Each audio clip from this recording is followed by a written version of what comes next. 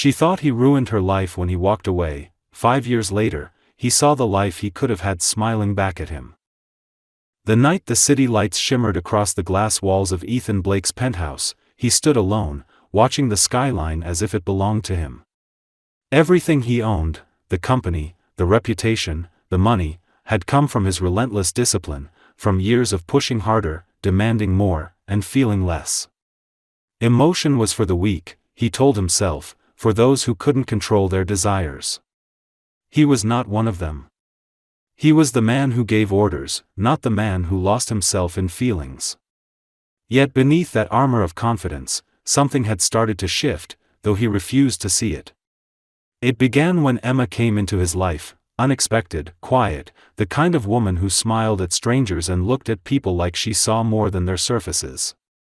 She worked for him once, just another name in the long list of employees, until she wasn't. There was something disarming about her calm, the way she spoke to him without fear, without pretending. For a man used to control, she was chaos dressed in grace.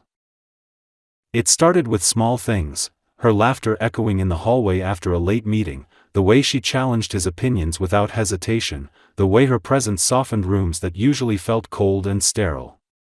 He told himself it was temporary, an indulgence he would forget.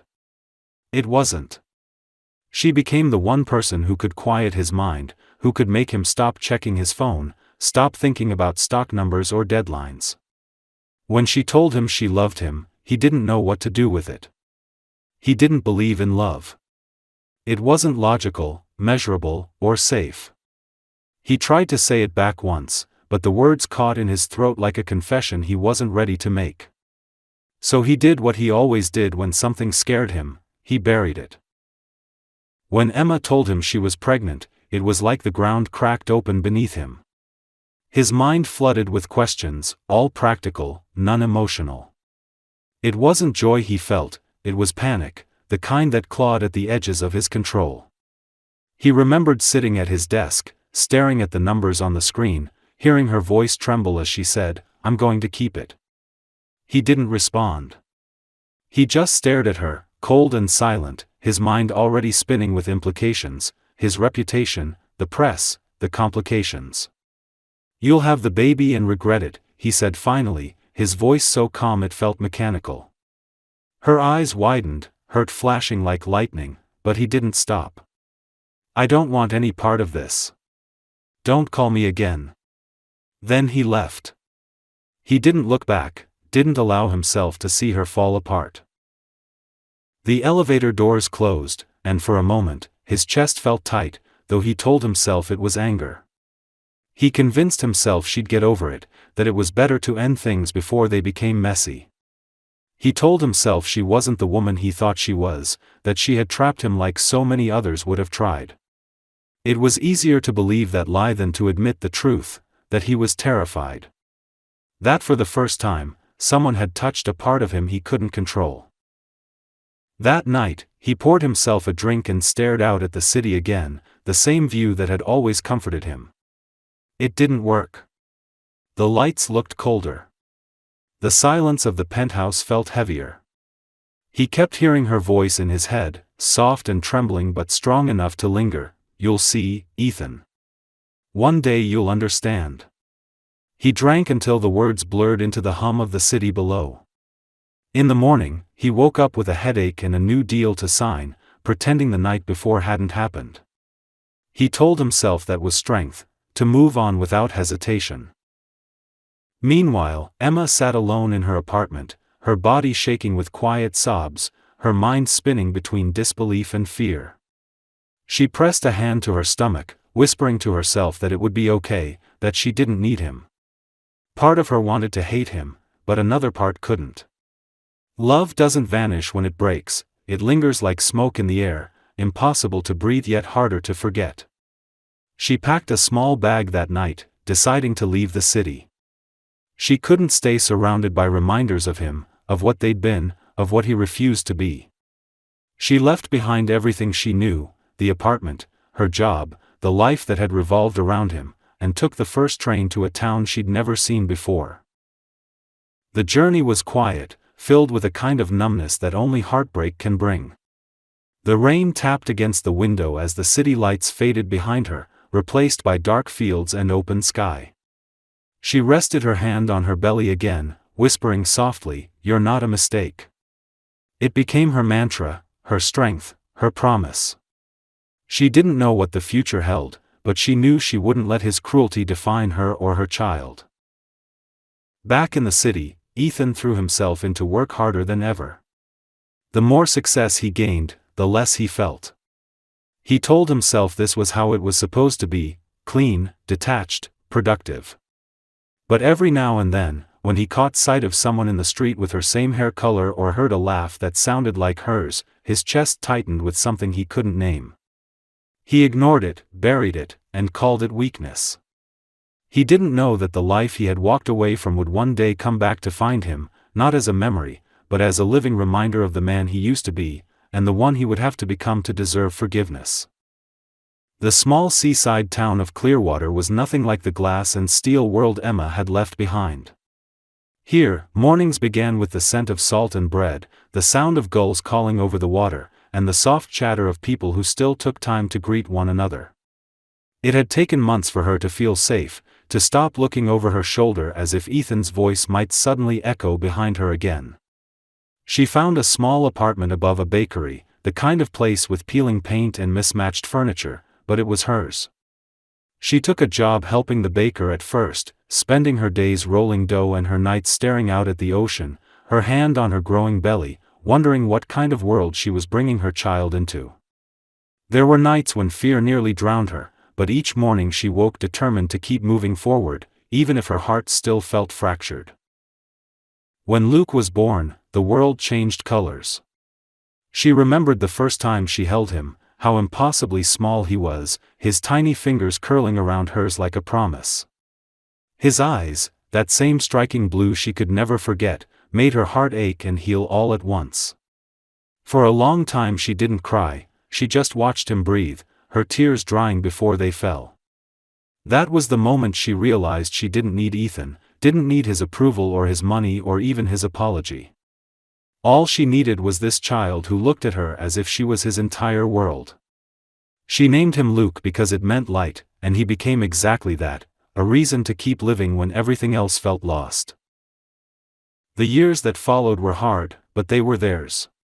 She learned to stretch every dollar, to fix things that broke, to stay up late finishing orders for the small cafe she opened on the corner of Harbor Street.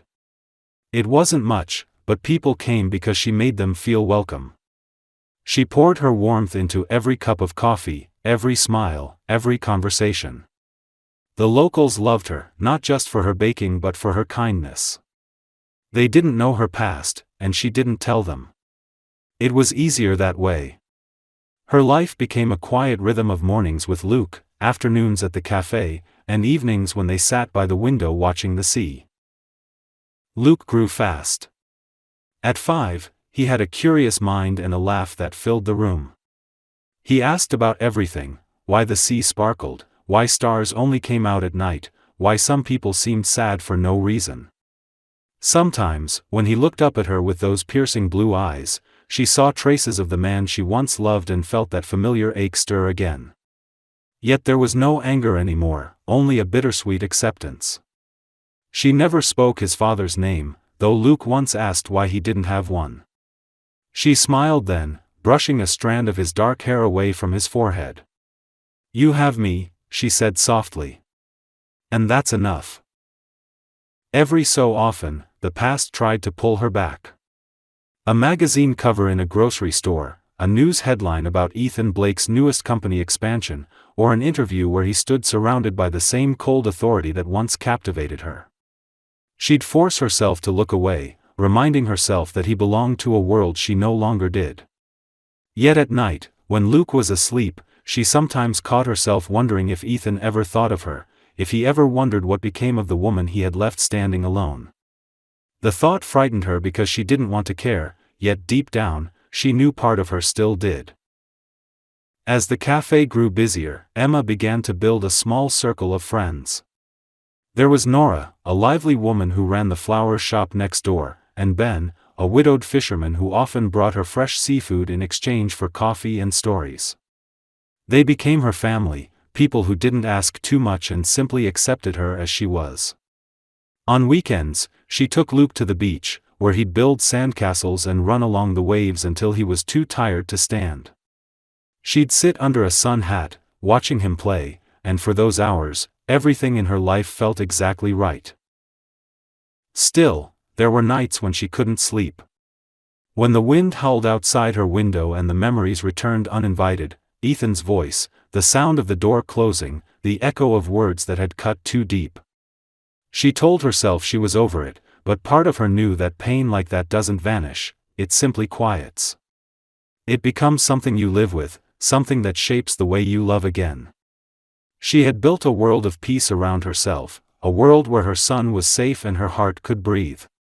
Yet, as much as she tried to close the door to her past, fate was already turning the key on the other side. One gray morning, as she walked Luke to school, he tugged at her sleeve and pointed toward a billboard by the harbor. She froze.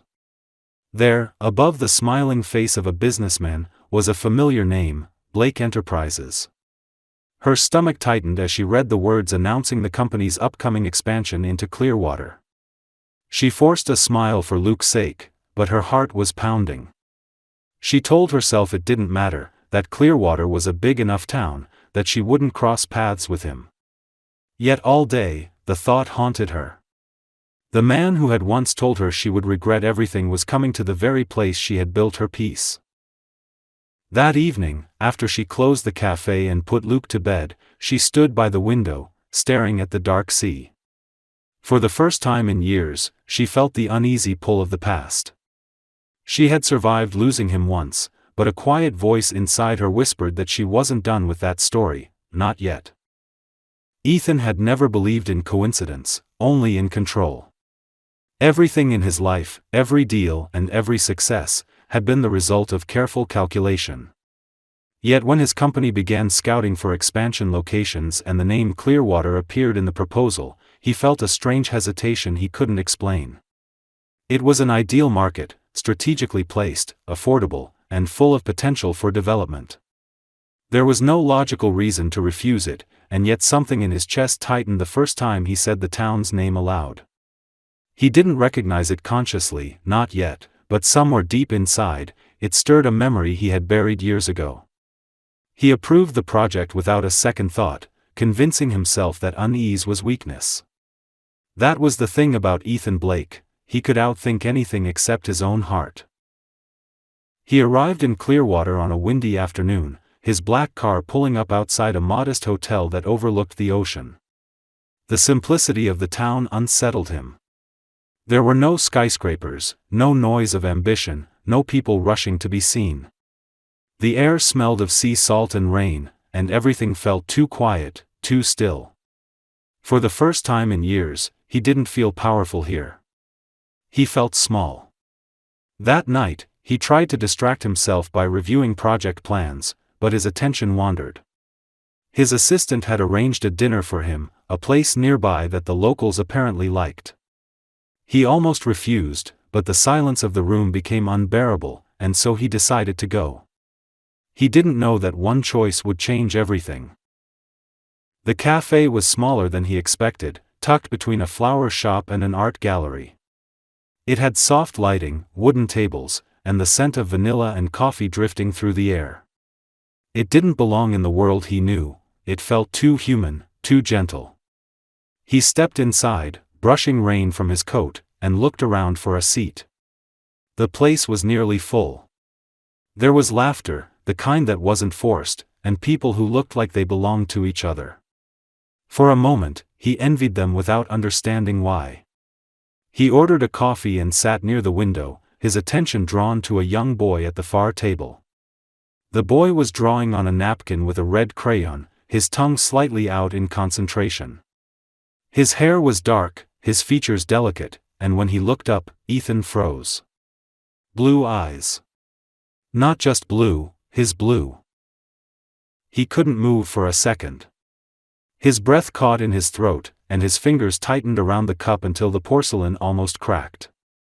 The boy turned away, oblivious, but Ethan's gaze stayed fixed on him, unable to comprehend the sharp, unfamiliar pain in his chest. Then he heard her voice. Soft, familiar, and painfully real. She came out from behind the counter carrying a tray, her brown hair tied loosely, her green eyes glowing under the cafe lights. Emma. The world tilted. For a moment, he thought it was some cruel trick of memory, that he had finally gone insane from too many sleepless nights. But she was real, standing right there, and she hadn't changed the way his mind insisted she should have. If anything, she was even stronger now. There was something in the way she carried herself, quieter but unbreakable. She didn't notice him at first. She walked past his table to serve another customer, smiling that same small, warm smile that had once disarmed him. His throat felt dry. He had imagined seeing her again in 100 different ways, at a party, at an event, by chance in the city, but never here, never like this. When she finally looked up and their eyes met, the world stopped. He saw the recognition hit her like a wave, the way her body froze for half a second before she composed herself. There was no anger on her face, no shock, just a cool, distant calm that hurt more than if she had screamed. He wanted to say something, anything, but the words tangled in his throat. She turned to him, her voice even. "We're closing soon," she said, though there were still customers around. He nodded dumbly, realizing she wanted him gone. He left without finishing his coffee, his heart pounding in a rhythm he hadn't felt in years. Outside, the rain had stopped, and the streetlights glowed against the wet pavement. He stood there for a long time, staring at the cafe window where she moved between tables, wiping them down, pretending not to see him.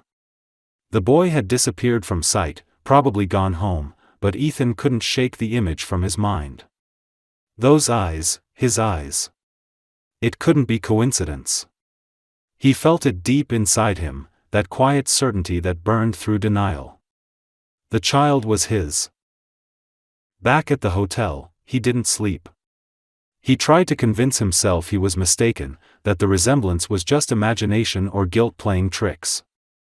But then he remembered her face when she saw him. She hadn't looked surprised, not really.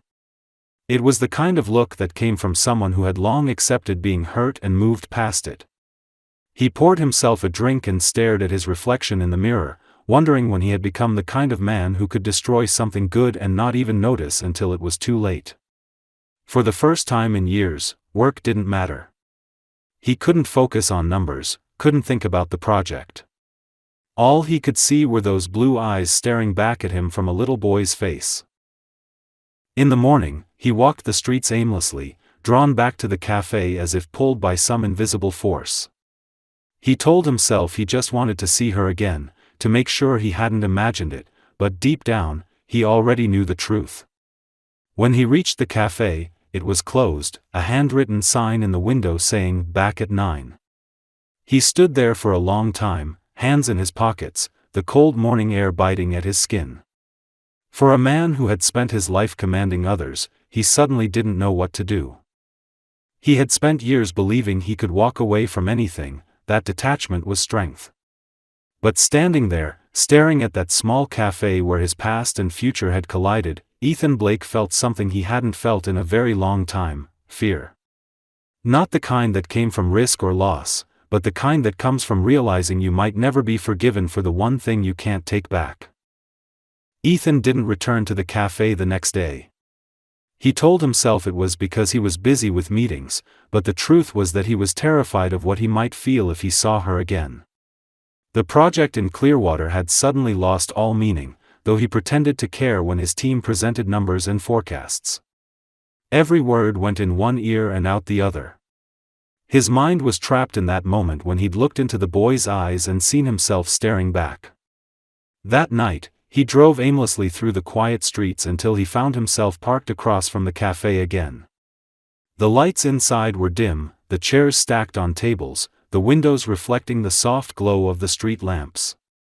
He sat there for a long time, just watching, until he saw her step outside.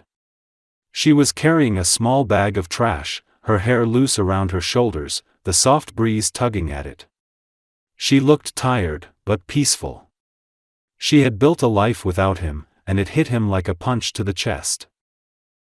He remembered the night he'd walked out on her, the look on her face when he said those words. It had been so easy to say them, so final.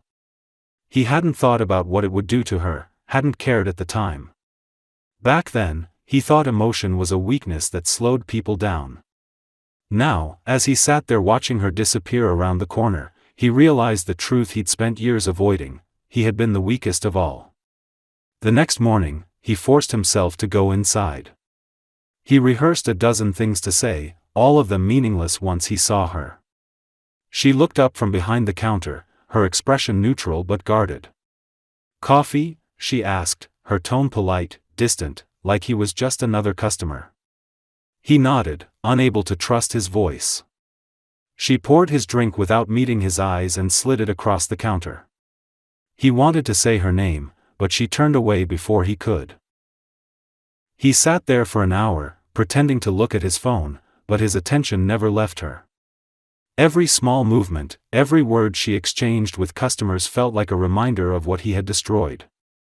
When a child's laugh echoed from the kitchen, his heart stopped. Luke ran out holding a plate of cookies, proudly setting them on the counter. Emma smiled at him with a softness Ethan hadn't seen in years. The boy glanced up at Ethan, curious but unafraid.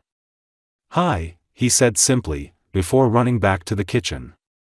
Ethan felt his throat tighten, emotions clawing at him from the inside. He wanted to say something, to apologize, to explain, but nothing seemed enough. Emma broke the silence. "You don't belong here," she said quietly, still not looking at him. He stared at her, guilt and desperation twisting together. "Maybe I don't," he said finally, "but I had to see you." She shook her head, her voice trembling but controlled.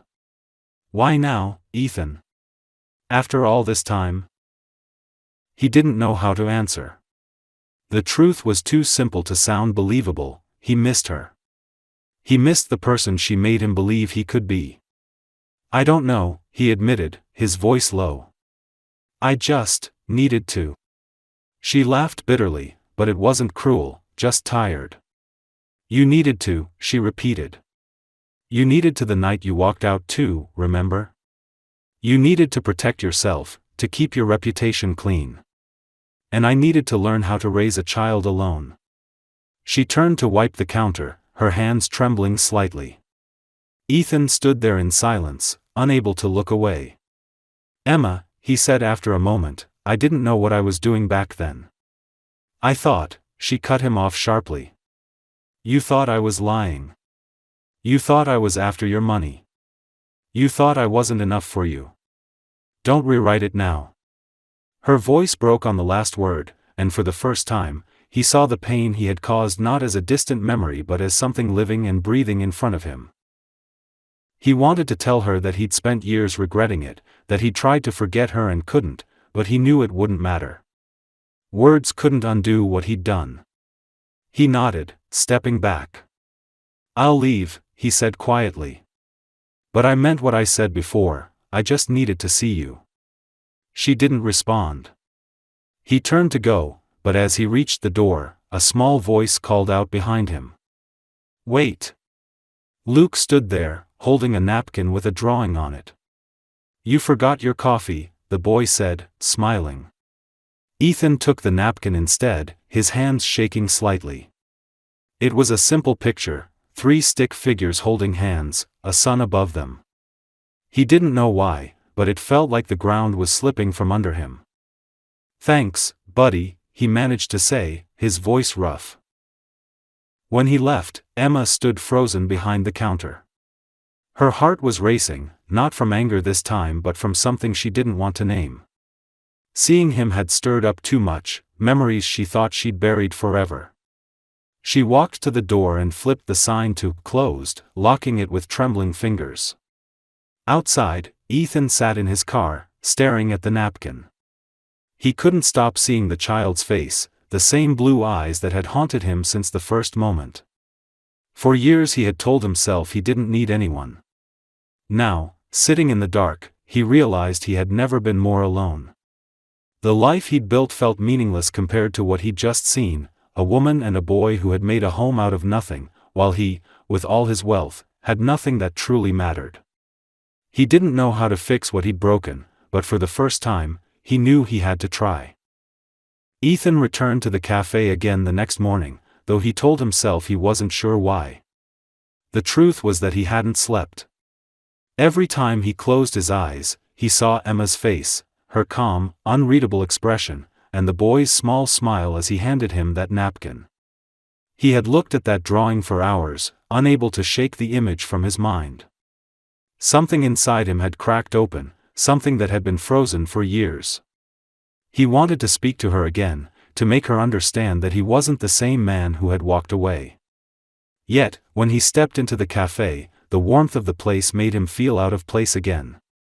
People laughed, mugs clinked, and soft music played in the background, but the moment Emma looked up and saw him, the light in her eyes dimmed. She didn't yell or tell him to leave, she simply said, "Tables free in the corner." Her politeness felt colder than rejection. He sat down, his chest tightening as he watched her move behind the counter with quiet grace. He wondered how many mornings she had done this, how many smiles she had given to strangers while he had been sitting in meetings pretending his life was perfect. When Luke appeared again, holding a tray too big for his little hands, Ethan couldn't help but smile. The boy looked so proud, so alive. "Morning," Luke said cheerfully, setting a cup of coffee in front of him. "Mom made this one herself." Ethan's voice caught slightly when he replied, "Then it's probably the best coffee in the world." Emma looked up at that, her expression softening for just a second before she turned away. The hours stretched. Ethan tried to focus on his laptop, but his attention kept drifting toward her. When the last customers left and she began cleaning tables, he stood, walked over, and quietly offered to help. She froze mid-motion, a rag in her hand, then said, "You don't need to do that." He hesitated. "I know. I want to." There was something fragile in his tone that caught her off guard. For a long moment, she didn't move. Then she sighed and handed him a towel. They worked in silence, the air thick with everything unsaid. When he spoke again, his voice was low, almost hesitant. "He's a great kid." Her hand stilled for a moment, and she nodded without looking at him. "He is." Ethan swallowed hard. "He's mine, isn't he?" She didn't answer right away. The only sound was the faint hum of the refrigerator and the distant crash of waves outside. Finally, she said quietly, "What difference would it make now?" He wanted to tell her that it made every difference in the world, but the words felt heavy, undeserved. "I don't know," he admitted. "Maybe none. Maybe everything." She turned to face him, her eyes hard and tired. "You had your chance, Ethan. You made your choice. You told me I would regret having him, remember?" Her voice trembled, but her expression didn't.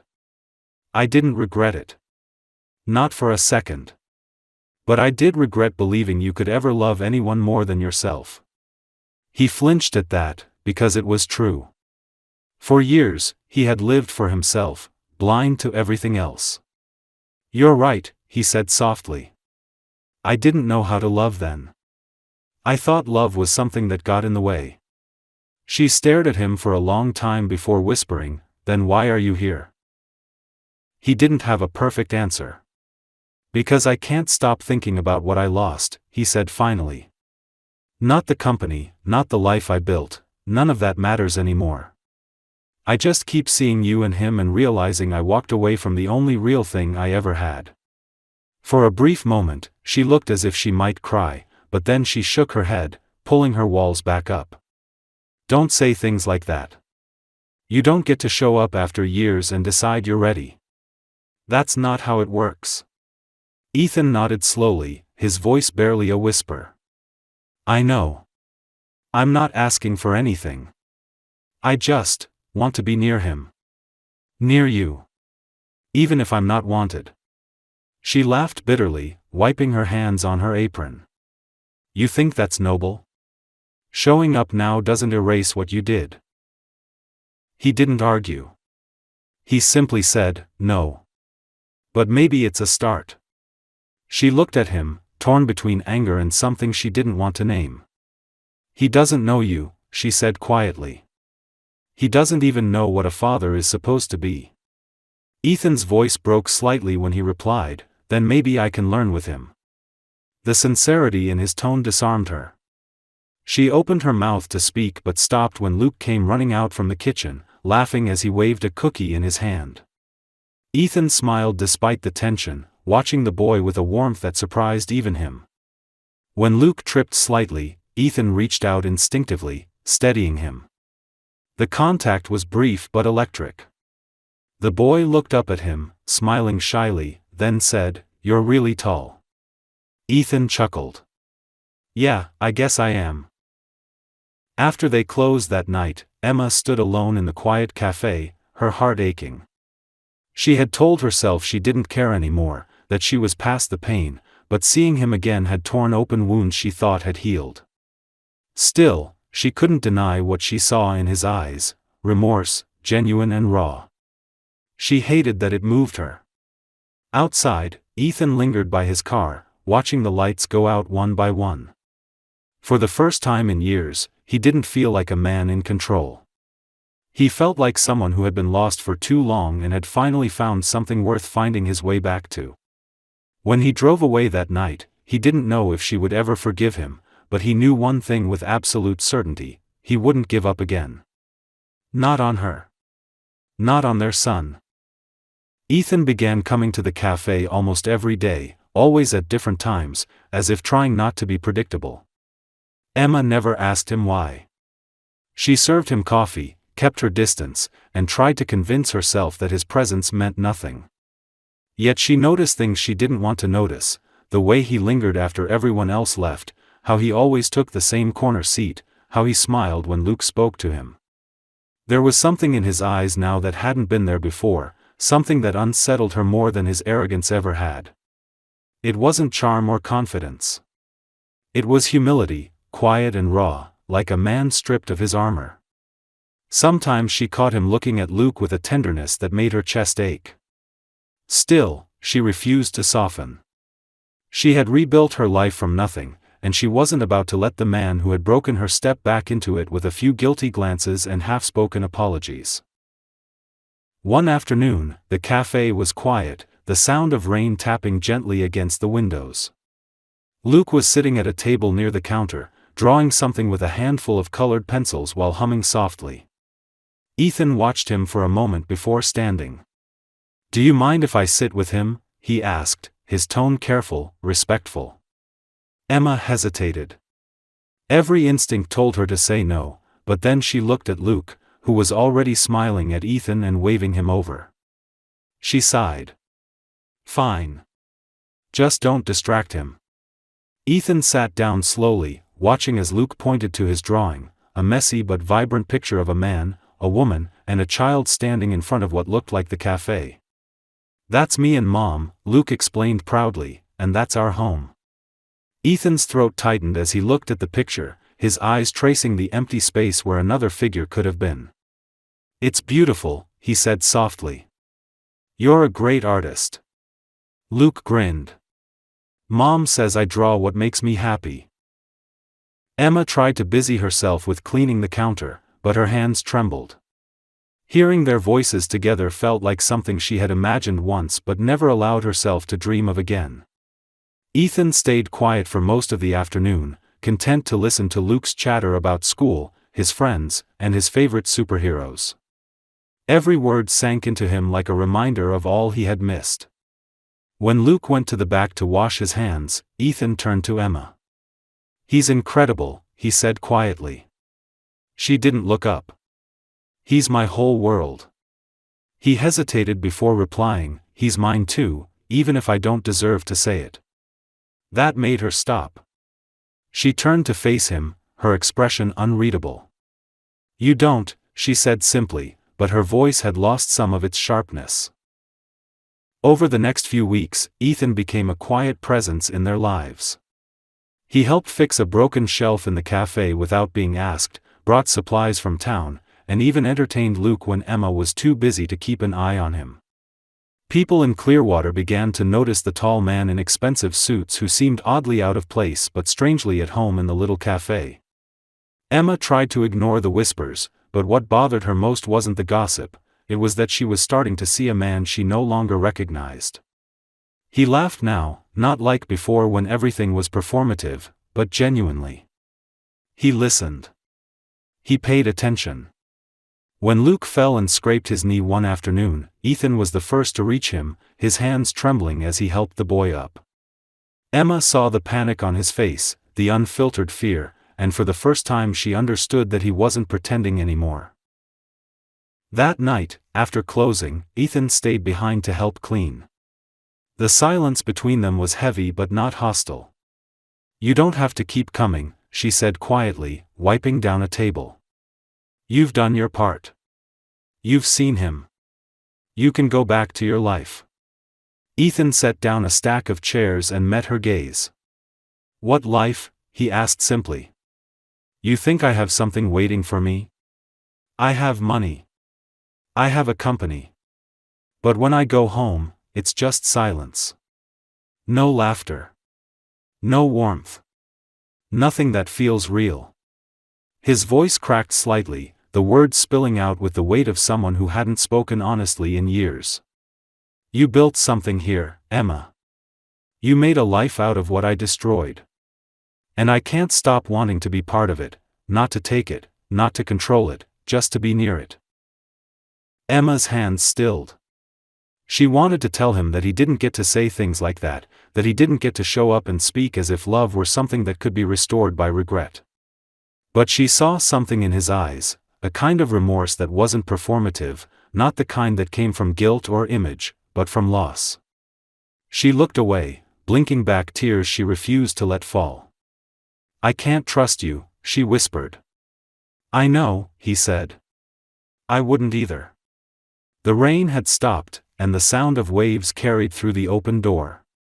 For a long moment, they stood in silence, both knowing that forgiveness was still far away but no longer impossible.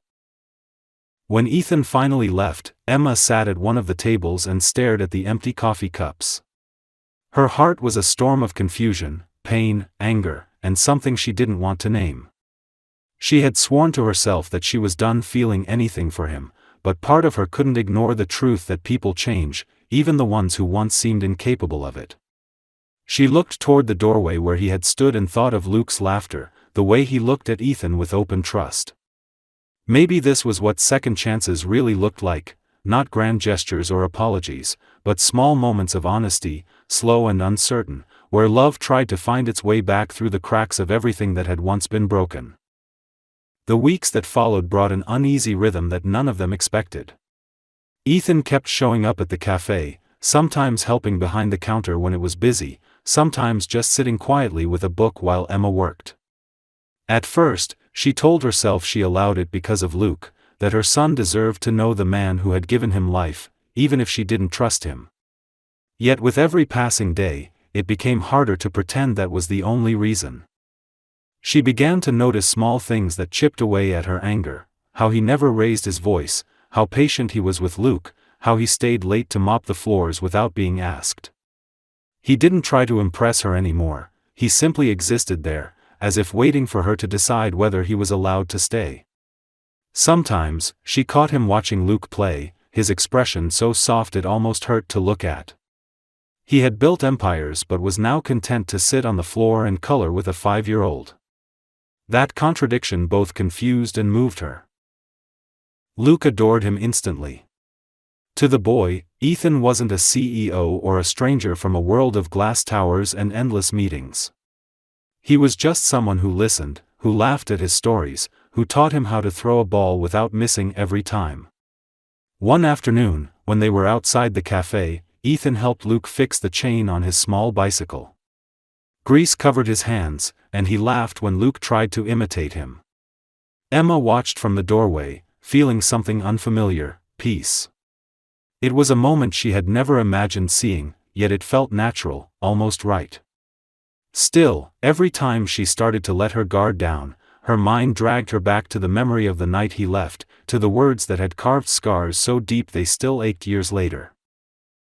One evening, after closing, Emma sat with Ethan at one of the tables while Luke slept in the back room. The cafe was dimly lit, the smell of coffee and cinnamon lingering in the air.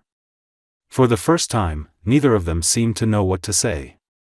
Finally, she broke the silence. "Do you ever regret it?" she asked softly. Ethan looked up from his cup, his expression unreadable at first, then painfully honest. "Every day," he said. "There isn't a morning I wake up without thinking about what I lost. You. Him. The life I could have had if I hadn't been such a coward." His voice cracked slightly, but he didn't look away. "I thought I was too smart for love. I thought it made people weak. But the truth is, not feeling anything was what ruined me." Emma listened quietly, her heart caught between disbelief and compassion. "You hurt me," she whispered. "You broke something in me that took years to rebuild." He nodded, his gaze steady. "I know. And I'll never ask you to forget that. I just want you to know that I see it now. I see what I did. And I'm sorry." The words hung between them, heavy but sincere. For years, Emma had imagined what an apology from him would sound like, but hearing it now didn't bring the satisfaction she expected. Instead, it brought a strange sadness, the kind that comes when a wound finally stops bleeding but still aches from the memory of pain. "You can't fix everything," she said quietly.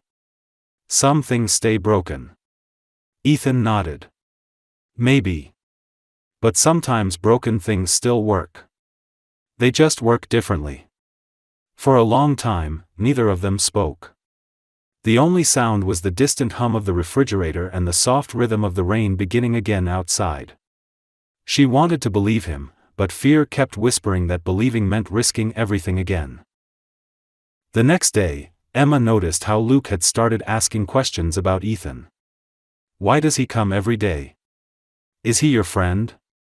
Can he come with us to the beach?" She tried to give careful answers, ones that wouldn't confuse him but wouldn't give him false hope either. Yet each time, the innocence in Luke's eyes made her realize how unfair it was to keep the truth from him forever. One evening, as they walked home together, Luke stopped suddenly and asked, "Mom, do I have a dad?" The question hit her harder than she expected. She crouched down, brushing a strand of hair from his face. "You do," she said softly. "He's the man who loves you very much, even if he wasn't here before." Luke's eyes lit up. "Like Mr. Ethan?" She froze for a moment, then nodded slowly. "Yes. Like Mr. Ethan." When she told Ethan what had happened the next day, he fell silent for a long time. "He asked about me," he said finally, almost afraid to believe it. Emma nodded, her voice barely above a whisper. "I told him the truth." He looked down, his hands trembling slightly as he tried to find the right words. "Thank you," he said. "You didn't have to." She shrugged, trying to sound indifferent. "He deserved to know." Ethan smiled faintly, but his eyes glistened. "I'll make sure he never regrets knowing me." That night, when Emma locked up the cafe, she found Ethan waiting outside. The air was cool, the sound of waves echoing in the distance. He looked at her with a kind of quiet determination. "You don't have to forgive me," he said. "I understand if you never do. But please, don't shut me out anymore. Let me be here, even if it's just in small ways. Let me earn this." His voice was steady but vulnerable. Emma didn't respond right away. She watched him, the man who had once been so untouchable, now standing before her stripped of everything but sincerity. She wanted to protect herself, to keep the walls she had built standing. But something inside her shifted. Maybe it was the way Luke smiled now, or the way the cafe felt less empty when Ethan was there. Maybe it was simply time. She took a deep breath and said quietly, "I can't promise anything." He nodded, relief flickering in his eyes. That's enough. As he walked away, the streetlights cast long shadows across the road, and for the first time in years, Emma felt something fragile but real blooming inside her, not forgiveness, not yet, but the possibility of it. The summer sun hung low over Clearwater, spilling golden light across the harbor and painting the water in shades of fire and glass. Emma stood outside the cafe, hanging a small sign that read, "Closed for private event," while Luke ran around her, chasing bubbles that floated through the warm air. It was his 6th birthday, and the little cafe was filled with laughter, balloons, and the smell of vanilla cake. For the first time in years, Emma's laughter came easily, unforced and unguarded. Ethan had helped her set up everything that morning. He had stayed quiet most of the time, just following her lead, but there was a calmness in him now, a quiet joy that came from being exactly where he wanted to be. He had learned to take up less space, to move softly, to let her breathe without demanding anything in return. Watching Luke blow out his candle surrounded by the people who loved him, he felt something in his chest finally ease. He had missed the first years of his son's life, but maybe, just maybe, he could be part of the rest. After the guests left, the cafe grew quiet again, filled only with the distant sound of waves outside and the soft hum of the ceiling fan. Luke had fallen asleep on one of the benches, his small hand clutching the toy airplane Ethan had given him. Emma stood by the counter, cleaning up the last of the cake crumbs, when Ethan walked over and handed her a cup of tea. She hesitated for a moment before taking it. "You didn't have to do all this," she said softly. "You've already done enough." Ethan shook his head, his voice low. "No, I haven't. I don't think I ever could. But I wanted today to be about him, and about you. You've built something beautiful, Emma. You deserve to be happy." She looked at him then, really looked, and for the first time she saw not the man who had left her but the man who had stayed this time. There was no arrogance in his eyes, no pride. Just love, quiet and steady, like the tide that never stops returning to shore. They sat together for a while, neither speaking, both watching the boy who had changed everything. The moonlight slipped through the windows, silvering the edges of the tables and chairs. "You know," she said finally, her voice barely a whisper, "I used to imagine what I'd say if I ever saw you again. I thought I'd scream, or cry, or tell you I hated you." Ethan looked at her with quiet pain. "You would have been right to." She smiled faintly, a sad, beautiful smile. "But when I saw you that day in the cafe, I didn't feel anger. I just felt tired. I thought I had already buried every piece of you. I was wrong." She set the cup down and met his gaze. "People change, Ethan. I see that now. But so do wounds. They fade, but they leave marks." He nodded, his voice rough. "Then let me live with the marks. Let me earn my place in your life, even if it's just as Luke's father. That would be enough for me." She studied him for a long moment, and in that silence, something unspoken passed between them, a shared acknowledgement of everything they had survived. "You don't have to earn it anymore," she said quietly. "You already did." His eyes widened slightly, as if he wasn't sure he'd heard her right. She reached across the table, her fingers brushing his hand. "I forgive you," she whispered. It wasn't dramatic, no tears or trembling words, just truth spoken simply. Ethan closed his eyes for a moment, his breath shaking as if the weight of years had suddenly lifted. When he opened them again, there was light there, something unbroken. The following weeks felt like the beginning of a new chapter rather than the end of one. Ethan stayed in Clearwater, not as an outsider but as someone who finally belonged. He and Emma moved slowly, cautiously, not trying to fix the past but to build something real from the present. He walked Luke to school, learned how to cook breakfast badly, and spent evenings helping Emma close the cafe. Sometimes they fought, sometimes they laughed, but the difference now was that they stayed. The love between them didn't come in grand gestures or sweeping declarations, it came in small, quiet acts, a shared cup of coffee, a hand on the shoulder, the sound of Luke's laughter echoing through the kitchen. One evening, they sat together on the beach, Luke building a sandcastle near the water's edge. The sun dipped below the horizon, and the world turned gold and soft. Ethan looked at her, the wind tousling her hair, and said, "You were right, you know. Love isn't a weakness. It's the only thing that lasts." Emma turned to him, smiling faintly. "It always was. You just had to learn it the hard way." He chuckled, his eyes never leaving hers. "I think that was the only way I could have learned." She leaned against him then, not as a woman giving in, but as someone finally allowing herself to rest. As the waves rolled in and Luke's laughter filled the air, Ethan wrapped his arm around her and breathed in the scent of the sea. The man who once believed he had everything finally understood what it meant to have enough. The pain, the loss, the years apart, they had all led here, to this moment, where forgiveness had taken the shape of a family. Somewhere deep inside, Emma knew that life would never be perfect, but it didn't need to be. It was real. It was theirs. And that was more than enough.